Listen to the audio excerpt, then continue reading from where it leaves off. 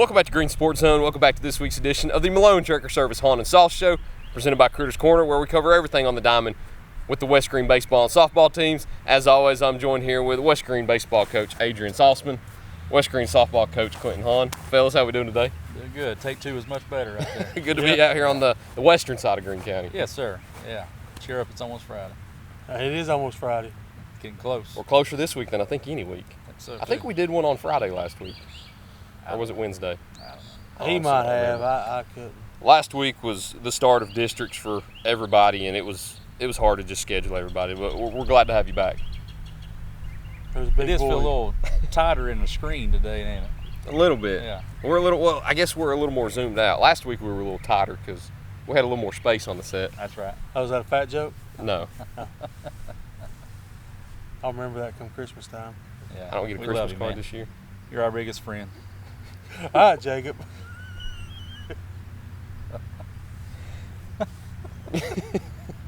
All right, postseason time. We went through half of yours. We hadn't been able to go through yours yet. As always, I'll let whoever wants to take it first. We covered some of yours, so we'll cover the rest. We'll cover all of yours in the end of the season. So, as always, choose amongst each other of who goes first.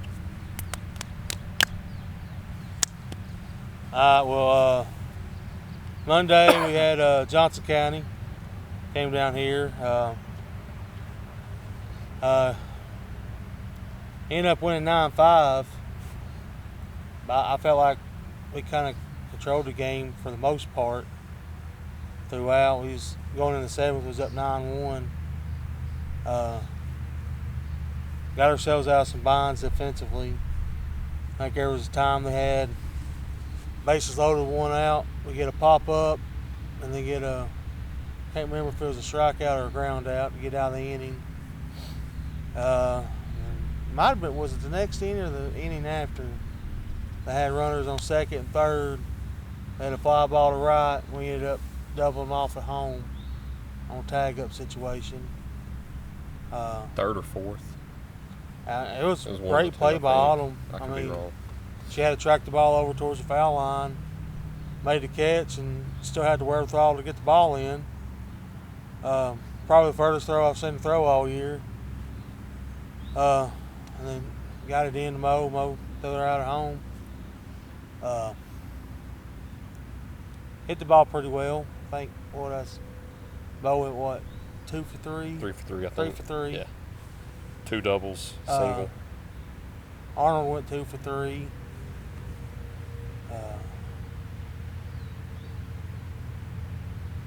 I can't remember all the exact stats from that. I've slept since then. It was good to have production out of your upperclassmen and district tournament game. And then we got a little rambunctious there in the seventh. Had three errors and a mental error, and let them score 4 when we should already been cleaning up and get ready to go home by then. But it's a good job finding a win there. And then the next day we had a game at South Green. I don't think we showed up. I think we stayed here. One question that I was going to ask about that, do you think that 7th inning carried over into the next day? Because you talked about how you committed 5 errors in the Johnson County game, but how many of those happened in that 7th inning? 3. And then you carry over into Tuesday's game with South Green, and like you said, I don't think usually the term is the whole team didn't step off the bus. I don't know if the whole team got on the bus. It was just one of those games where we nothing worked, nothing went well. Like I always say, Mama said we're going to have days like that. It was by definition, it was not our day.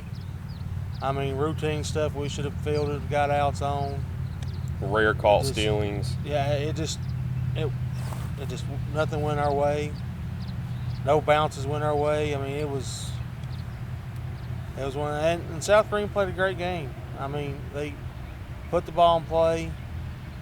It was aggressive on the base pass. They took advantage of our frustrations. And that's something we've got to work on coming in the future. South Green played a great game. Like I told Abby on Wednesday, I thought she threw great. When you're pitching, you get somebody to miss hit stuff. but they still get on. That's when it gets frustrating. Usually when they miss hit them, you can get a pop out or easy ground out. I mean, it's just one of those things that nothing went our way. I think they only really kind of squared her up twice, and it was a little bit of the same with Mo pitching. I mean, it wasn't nothing, no like line drives in the gaps or anything like that. It was just stuff we just didn't either get to that we probably should have, or just didn't feel cleanly. And then when we, batting wise, I thought we saw the ball well. We just didn't make our minds up soon enough.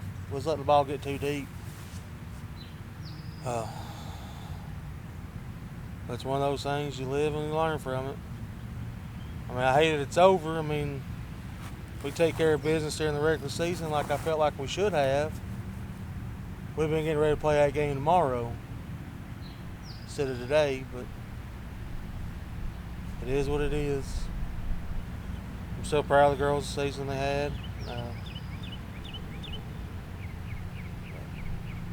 I'll ask you about the season in full detail in the second half. We'll kind of do like a little season review. But the last question that I'll have for you here on this first half is, how proud were you with what you did achieve this year? Because you were able to finish third within the district with that chance at finishing second, beat South Green for the first time since, I believe, 2017, advanced to the Tiny Day Bronze Championship for, I believe, the second year in a row. I mean, how proud were you for everything that your team achieved this year?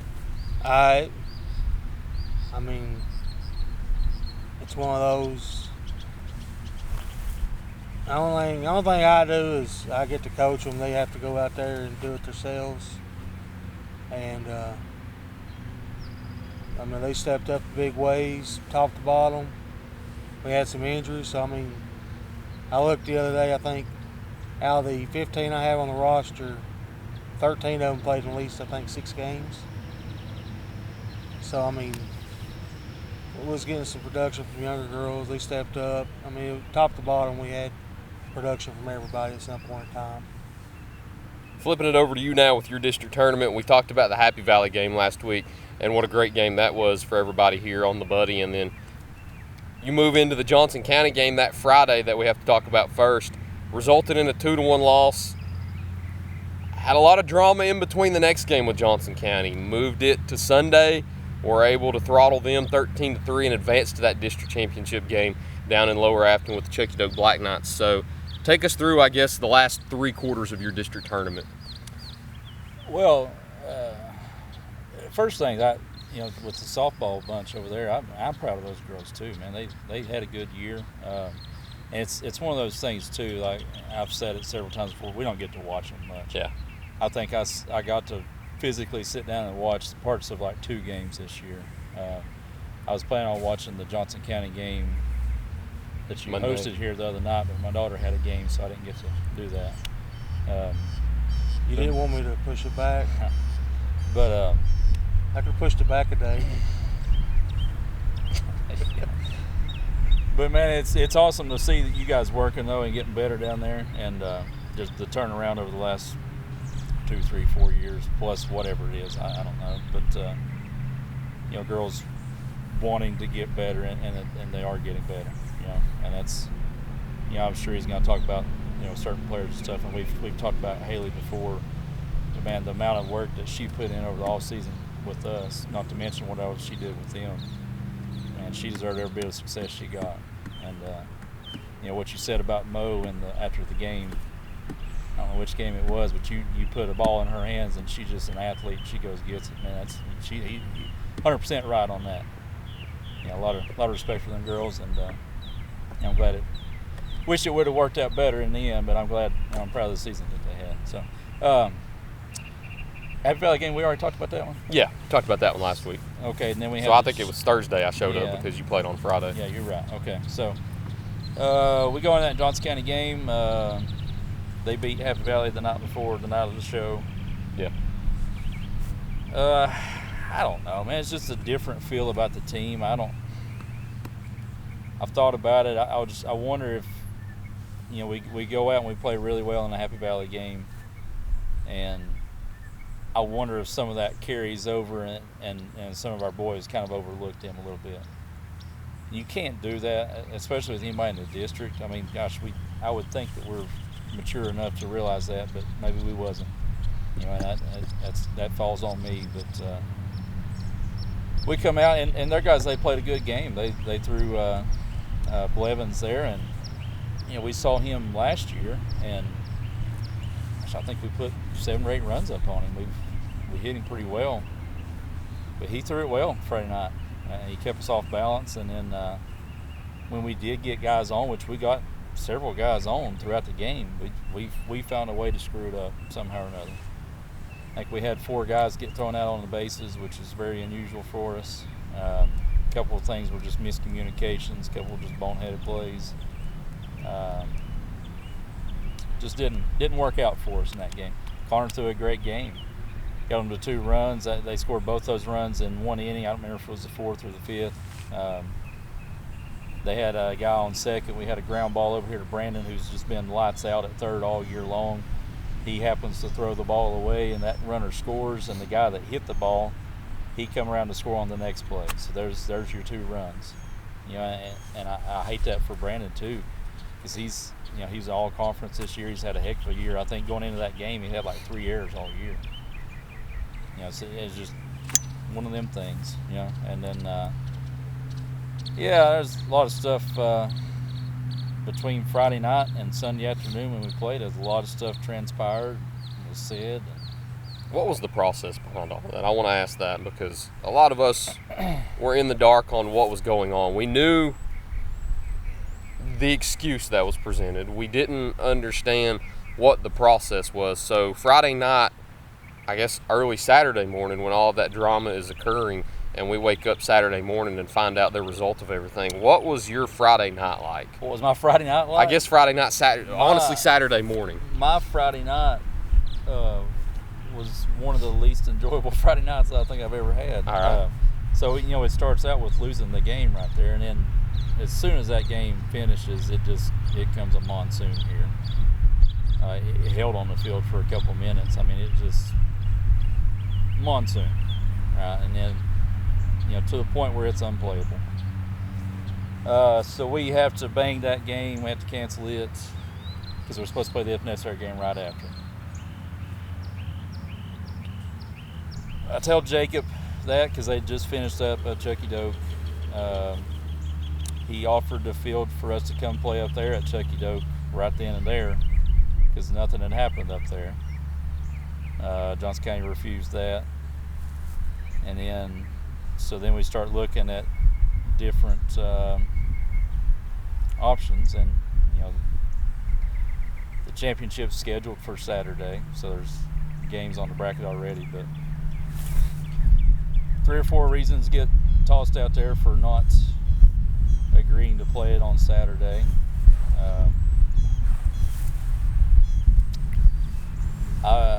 From the time that game ended Friday night till about 1:15 Saturday morning, I had 48 phone calls. I went back and looked it up. Wow. Ingoing or outgoing, 48 of them. Called everybody from coaches to ADs to the state, umpires, just about everybody. Tate Russell. I did call Tate, yeah. A lot of different people there. So what ended up happening in long roundabout way is we played it Sunday at 3 o'clock. And I think giving our boys a day off to sit and stew and all that happened Friday night, I think was probably the worst thing that they could have done. So, you know, we come out and we played really well. Come out and put a 6 spot up in the first inning, I believe it was. Yep. Connor got started the first pitch of the game with a line drive base hit. Which when we came in, we had them come in after church and we started some BP and stuff, and I looked at Brian, one of our assistant coaches, and I said, this is a different team today. They've got a different edge about them, and they certainly did. So played really well in that one. Braden threw, you know, I mean, in that situation, you have to throw Braden because for that game, it's a do or die. Yeah. You know, you don't win that, you don't advance. So he throws the first 4 innings, and we bring Brandon in the 5th inning. They both threw it well. Defense played really well. obviously we hit the ball really well too. So I think Connor goes 3 for 3 on the day. 4 3 RBIs, for 3, 4 RBIs, 2 runs, a walk, a double. Hard to complain about that. I think Jonan had 3 or 4 stolen bases in that game. 4. 4, yeah. Connor had 2, so there you go, 2 stolen bases also. It was one of them games that everything was clicking. And gosh, when we have everything clicking, we're pretty tough. And I think that was really good evidence of it there. So, and then we go down here and talk for a minute. We get everything gathered up, and within about 20 minutes, we're heading up to Chucky Doak to go play the championship game. And we go up there and we start Brandon in that one, and we had a pitching plan for that, and we wanted him to get one time through the lineup. Ended up, I think he went through 6 or 7 batters, but he gave up 2 runs that first inning. Didn't start off necessarily the way we wanted it to. Credit to Chucky Doak, they come out and hit it. They were ready. And then we turned it over to Jaden in the second, and more of the same in the second. They hit a few, and he also walked 4 guys. So I think we're down 4-0 after 2. Is that right? 5-0 after 2. So he gives up 1 run the rest of the way. From innings 3 through 6, pitching for the guy, he was lights out. And that's the Jaden that we've got to have. And if we have that Jaden, that gives us 3 legit weapons on the mound that not a whole lot of teams have, So definitely proud of the way he finished that game. And offensively, we had opportunity after opportunity. We just couldn't convert. And Cutshaw, he started that game. I think that was his first game in a couple weeks for him. He had more walks than usual for sure. 7 or 8. 7 might be. I don't know how many he had through the regular season. Yeah. But I mean, we left bases loaded. We left second and third. We had 2 guys get thrown out at second base in 1 inning off plays that should never be thrown out on. We hurt ourselves, and we had two big time plays in the field that hurt us. That also cost us 3 or 4 runs. I mean, there's a handful of plays there that if we execute on those, that game's maybe a little bit different. And not to take anything away from Chucky Doak, they played well. They capitalized on our mistakes. They hit it well. Lincoln and Gavin both, they come in and they threw it well. Lincoln had more walks than usual, but he got out of every jam he got in. I was talking to Jacob today. I called him a little Houdini because that's pretty much what he was. He worked himself into jams, but he got out of them too. That one ball, I think it was the second inning, Jonan scorched that thing to short. Down the third with Kip the ball. Just, a couple feet either way, we're scoring 2 off of that, It is what it is. The important thing is if we moved on and we got advanced to the regional round with that win over Johnson County. So.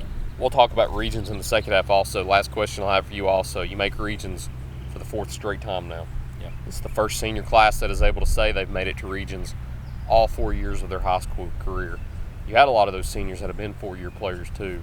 So for them, I know they're not here with us, but for them as a senior class, do you think it's set in for them yet, and do you think they understand how monumental that is for this program? I don't think so yet. I think right now we're just still living in the moment. We've got regionals coming up starting tomorrow with Alcoa, and Pigeon Forge, Chucky Doak's the other 2 teams in it. So we've got our hands full trying to prepare for that. We ain't got time to sit and think about stuff like that, but we will in time. And but man, it's an awesome thing, and I couldn't be prouder of those guys. The work that they've put in, how much better they've gotten from the time they come in till now, and the way that they lead this team, lead the program. I mean, the program's theirs. I'm the one that's got my name tied to the wins and losses, but the program's theirs, and they've done a great job with it. And couldn't be prouder of those guys. And it's an awesome thing. If you're not a baseball or softball person, you really don't understand how hard it is to make the region tournament. Yeah. And in each round that you advance, sectionals and state is even, increased in difficulty. But to make it to the region, I mean, you got to make it to the championship game in the district, and that's never an easy thing to do. You know, you could have a team that goes 10-0 in the district, and sometimes they got to really struggle to get to the championship game. You know, so it's something to be proud of for sure. We'll talk about the region tournament in the second half. Also, we'll talk about the location, times. You've already talked about the opponents and the other teams that are in it, but we'll talk about it in full. We'll do a recap of the softball season, but first, as always, we need to get a word in from our sponsors first. So we'll be right back to talk about both of those things on the back half here on Green Sports Zone. For more than 30 years, Tommy's Plumbing has served customers in East Tennessee with licensed and professional plumbing services. From installing your new faucet to replacing your existing piping system, our team at Tommy's Plumbing is trained to handle the job with professionalism, attention to detail, and integrity. By offering warranties on most products installed by our technicians, Tommy's Plumbing stands behind our work, ensuring that your plumbing needs are not only met, but that your problem is solved for the long term. When you need reliable and professional plumbing service, Tommy's is the only call to make. So give us a call today and let us show you the Tommy's difference.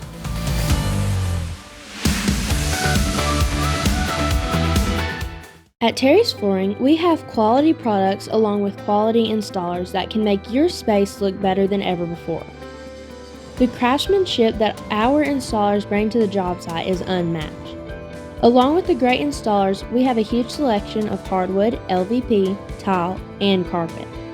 We know that spending money isn't that easy, but at Terry's Flooring, we care about your money too. Stop on in and see my Popsy at Terry's Flooring and allow him to save you money while enjoying the hassle-free experience.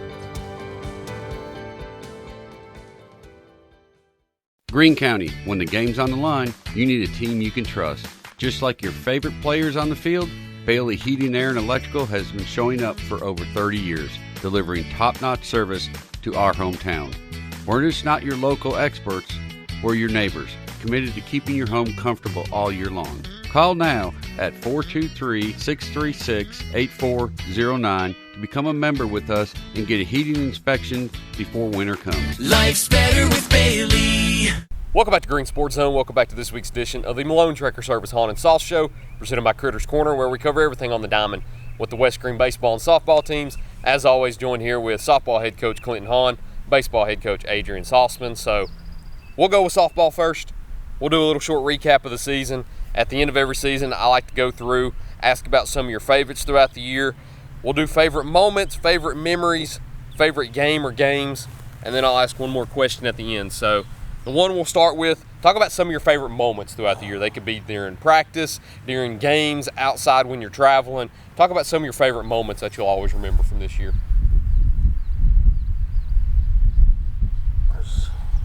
Probably my favorite one was probably had to be Tiny Day when we beat South Green.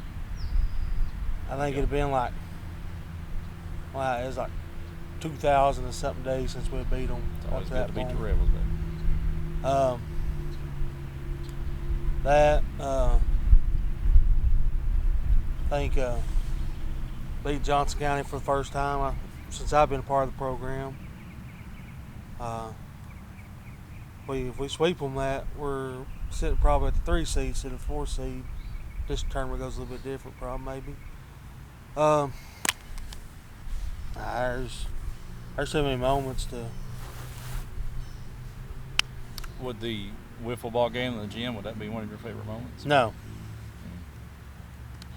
We have an annual wiffle ball game. During Christmas break? No, it's usually sometime. Or was that the home run sometime derby? during the season, like just a rainy day that we get stuck in the gym or something. We always do a baseball versus softball wiffle ball game. It was a little lopsided. There was a lot of shenanigans. People not batting or batting out of order, stuff like that. Oh, okay. Oh, yeah. You know how them baseball coaches get. We didn't push it back a day. Who were the one that, yeah, you beat me to it. But anyway, continue. What was the other part of the questions you asked? Next one we'll go ahead to is, this might be the same answer, favorite game or games?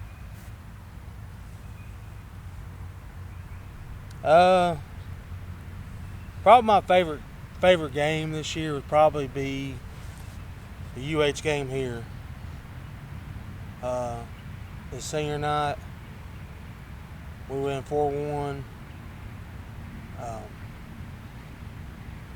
It's probably our most complete game. I like we was aggressive on the base path, even though we got out a couple times. The aggressiveness, the defense we played, putting the ball in play. I think that's when a lot of stuff I felt like started clicking. I'm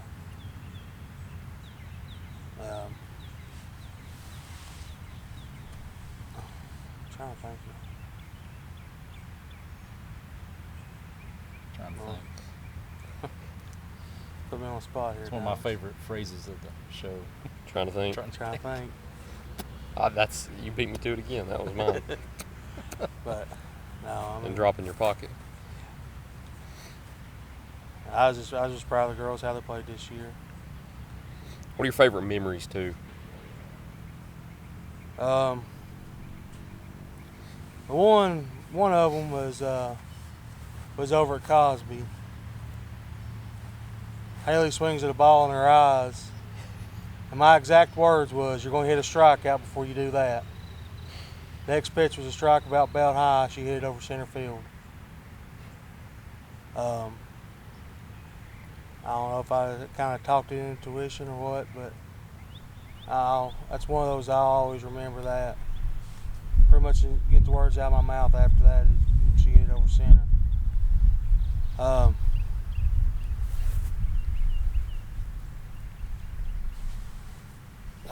Like I said, there's too many to pick out just one. The one question that I had that followed those three also is, what is one thing you'll always remember about this team too? Grit. I mean, it always seemed like you can go back and look at our schedule. Every time we had a game, we kind of got blown out. We usually came back the next game and won. Somehow, some way, we win. And I mean, it's hard to bounce back after a loss sometimes, especially if you get run ruled or something like that. Just the grit and determination to not settle for that. That's probably one thing I'll remember about this group.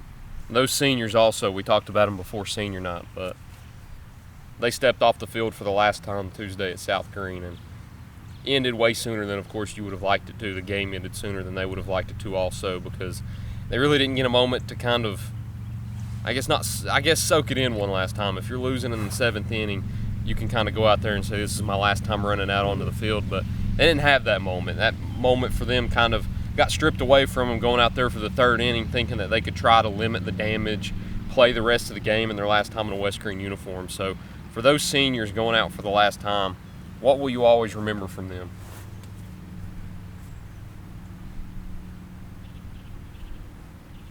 It's weird. The personalities. I mean, all three of them are great girls. I know they'll do fantastic stuff in the future.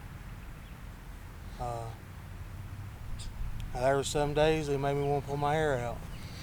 Add a little more gray to it. I told them after we broke it down Tuesday, I had them stay out there. I've coached athletics for 18 years, and I've coached a lot of great football players, great wrestlers. They're probably by far one of my favorite senior classes. I've been with them since it was freshmen. Got to see them grow. It'll be weird not seeing them in a uniform next year. One thing that I think a lot of people always talk about with a program is leave it better than you found it. Those three can say they most definitely 1,000% left this program better than they found it. Yes. And I told them that. I've been the head coach for 3 years, and every senior class I've had so far has left it better than what they found it. And the main thing is keep growing on that. If the senior class coming up can leave it better than what they came in, found it, and so on, we'll be all right. Is there anything else you'd like to add from the season? I'm proud of them. I mean, you look at the 12 and 14 record, you're like, well, I mean, coming from what we. But look at 2 years ago to what it is now. Leaving it better than what you found it don't always mean wins and losses either. Yeah. It's about the culture that you established. That's exactly what I was going to touch on next. Is I've talked about it before. I think I even talked about it with Coach Shaw. A lot of times you have teams that leave that have a bad culture, and that might be passed down to the next group of girls below them. And the culture that you see as younger athletes that the older athletes set is kind of instilled into you. This is one of those classes where I think you can look back on in years forward, 4 or 5 years down the line, and say this was a senior group not just in softball but in basketball and volleyball that really changed the culture for the girls' athletics here at West Green. And I know you would agree to that also. Moving over to baseball too, you got the region tournament this week. Start tomorrow. We're at Pioneer Field now. It's District 1's year to host. It's going to Pioneer Field. You'll be playing Alcoa, the number 1 team in the state, on Friday at 5 o'clock. So going into the region tournament this year, we're 25 hours away from first pitch for the 4th straight year. So what's your mindset going into it tomorrow at this moment? It's exciting. There's a lot of different feelings goes along with it, I guess, but excitement's always the one that I really think of, and it'll hit us more when we get out there tomorrow. We're gonna get out there a little early and go through our pregame routines and stuff like that, and try to settle in a little bit. Which I think years past, I think we kind of let that sneak up on us a little bit. You know what I mean? Mm-hmm. So I want to try to get out there a little earlier tomorrow and try to really get settled in and sink in the moment then, instead of waiting until first pitch and then it all just comes running at them, where they're at and what they're doing. But it's a good opponent. It's you got a good opportunity to go play, and anytime you play a game, period, you have an opportunity to go and show what you're made of. And anytime you play somebody good, that opportunity just ramps up a little bit more. And you got to go out and compete and want to embrace the moment. And pressure's a privilege, man. Not everybody gets to play in games like these. That's going to be my biggest message for those guys. Has been all week. We've talked about it every day this week. Pressure's a privilege, and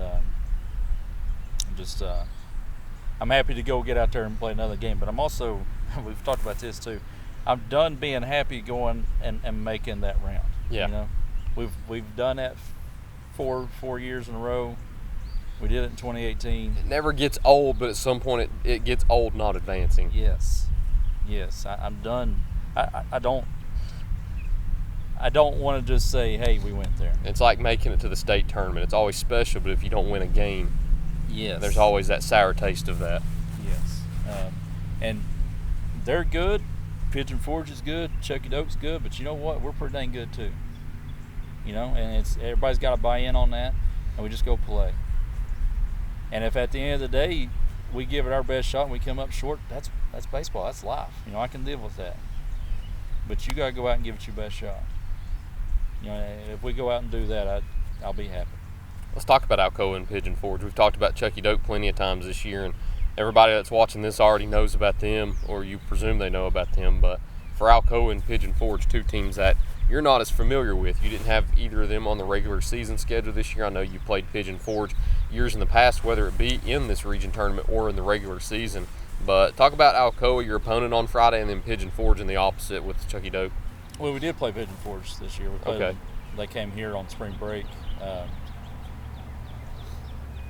We got down 7-0 before we even realized what happened. We walked 5 of the 9 guys, 5 of the first 9 batters we faced. And even with that, it was a 3-0. We were down 3 at that point. And we get a ground ball to short with 2 outs, bases loaded. All we got to do is step on the bag, and we're down 3-0. But instead, we throw it to first, overthrow it, all 4 guys came around to score. Little league home run right there. After that point, it was a 14-4, so that made it 7. So it was a 7-4 game after that. And 100% we can play with them, we can compete with them, we can beat them. Right? They're good. Don't get me wrong on that. They're good, but like I said, we're good too. You know? Alcoa, they went 10-0 in their district this year. Now, several of those games are a lot closer to what they kind of indicated with the score. They beat Gatlinburg-Pittman twice in the tournament. We did too in the season. Similar scores from what I saw. They played Pigeon Forge in the championship game. I know the Pigeon Forge didn't start one of their best guys, and it's the same kind of situation as us against them. They got down 8-0 with 1 out in the first inning, and after that point, it was a close kind of, not necessarily back and forth, but it was a close game. So that gives me confidence knowing that we're right with Pigeon Forge, and Pigeon Forge is right with Alcoa. And we played Alcoa twice in the region last year. The first game, we start out horribly in the first inning. And after that, it's a competitive game. Going into the 7th, it's 5-3. They scored 3 on a slate, but going into the 7th, it's 5-3. That's anybody's game. And then the second game that we played against them, of course, by that point, we had exhausted most of our pitching. And I think in the 4th inning, it was like 4-1, 5-1, something like that, and they ended up scoring 6 on us in the 5th to run her a little bit. They're good. There's no getting around. They've been number 1 in the state in AA pretty much the entire year. They're number 1, number 2. But they're a high school baseball team just like we are, So go out and play. Play to win the game. That's it. That's all I've got for you this week with baseball. Got the region tournament coming up. It's exciting. Pioneer Park, 5 o'clock, West Green, Alcoa. Then following that, 7:30, Chickett Oak and Pigeon Forge. Just talk about Saturday real quick, too. I think I have the bracket in front of me here, but win-loss. If you win on Friday, where would you advance to on Saturday? You play at 12 against the winner of the other game. Okay. And that's for the region championship. If you win that one, you're gone. You're done, and you host in the sectional round. If you play in that first game on Saturday and you lose, you play again on the 3rd game. If you lose on Friday, you play in the 2nd game Saturday versus the other loser. And whoever wins that also plays in the 3rd game. So you just got to win 2 before you lose 2. That's the easiest way to kind of look at it. Those winners' games, 2 o'clock. That first loser's game, 4:30, and then whoever would make it back would be 7 o'clock, and then both of those teams would make it to sub-state. But I think it's all the baseball and softball we got this week. You got a dad joke for us this week? Yeah, sure. We went to Allie's. She's in the 1st grade. Her class had a field trip at the Rainforest Adventures yesterday. Oh, nice. Pigeon Forge, yeah. Good time. 100 little 1st graders running around. That's always a fun day. Acting like hooligans. So they had a little magician down there. He was pretty good at that. He had a bunch of dad jokes too. So I kind of want to be him when I grow up, But we go down there, and Matt Carpenter, you know Matt? Vaguely. Yeah, he good guy, great guy. But we're down there and we're looking at the kind of exhibits and stuff. We're walking around with our kids are walking around together. There's one for a little crocodile in there. Exhibit. Yeah. Okay. I said, "Man, that's crazy." I said, "Matt, you know what the difference in an alligator and a crocodile is?" He said, "Yeah, it's got something to do with the nose or something." I said, "No. You know what it is? One you see later and one you see after a while."